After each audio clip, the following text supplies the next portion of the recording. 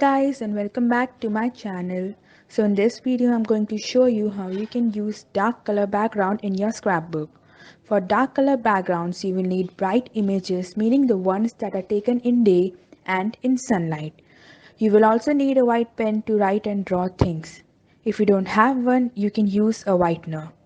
If you have neither, you can write on a white paper and then cut and paste it on the scrapbook. So let's get started.